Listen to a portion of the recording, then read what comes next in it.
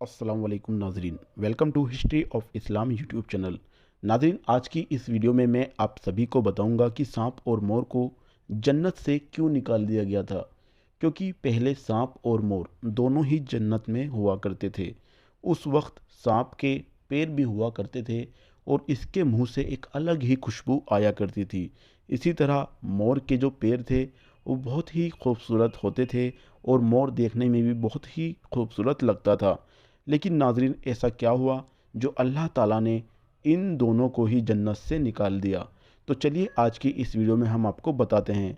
नाजरीन, पहले जन्नत में हज़रत आदम अलैहिस्सलाम हुआ करते थे।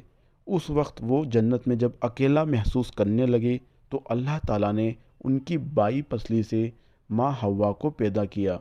उसके बाद वो दोनों जन्नत में ही रहने लगे और उनका मन भी लगने लगा।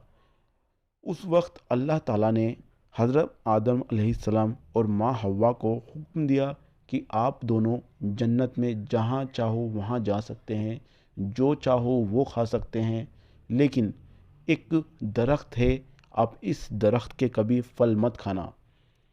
नाजरीन, इसको उन दोनों ने अल्लाह ताला के सामने बोल भी दिया कि हम इस दरख्त के फल कभी नहीं खाएंगे। नाजरीन, उसके बाद क्या हुआ कि अल्लाह ताला ने शैतान को सजदा ना करने की वजह से जन्नत से निकाल दिया। क्योंकि पहले शैतान भी जन्नत में हुआ करता था।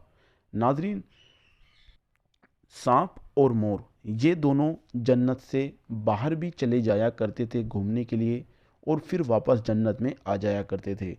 एक बार क्या हुआ कि सांप और मोर दोनों जन्नत से बाहर घूमने के लिए निकले तो उन्हें बीच में शैतान ने पकड़ लिया।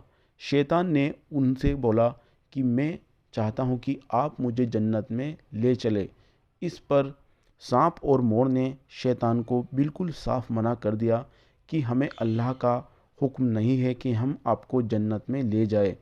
इस पर शैतान ने उन्हें अपनी दोस्ती का वास्ता दिया और कहने लगा कि मैं भी तो आप लोगों के साथ पहले जन्नत में ही रहा करता था। तो इस बात को सुनकर सांप ने शैतान को एक मशवरा दिया कि आप सांप बन जाए और मोर आपको निगल लेगा तो हम आपको जन्नत में ले जा सकते हैं। ये मशवरा शैतान को खूब पसंद आया और वो सांप बन गया। उसके बाद मोर ने शैतान को निगल लिया और वो उनको अपने साथ जन्नत में ले गया। शैतान जब जन्नत में चला गया तो वहाँ उसने हज़रत आदम अलैहिस्सलाम और माँ हव्वा से मुलाकात की। इस मुलाकात में शैतान ने उनको कहा कि मैं आपका खामेख़्वाह हूँ और मैं आपका भला चाहता हूँ। शैतान ने हज़रत आदम अलैहिस्सलाम को कहा कि आप इस दरख्त के फल क्यों नहीं खाते हो। तो हज़रत आदम अलैहिस्सलाम ने उसको मना कर दिया कि हमें अल्लाह ताला की तरफ से मनाही है, हम इसके फल नहीं खा सकते।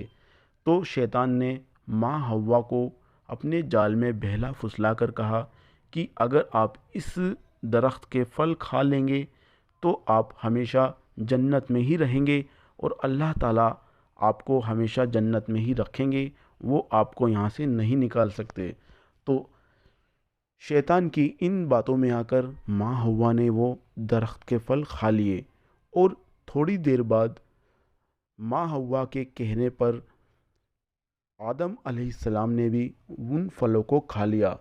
अल्लाह ताला को जब ये बात पता चली तो उन्होंने उन दोनों को जन्नत से निकाल दिया और उन दोनों को कहा कि जब तक आपने ये फल नहीं खाए थे तब तक आप जन्नत में रह सकते थे, अब आप जन्नत में नहीं रह सकते, और उनको इस दुनिया में श्रीलंका की धरती पर उतार दिया।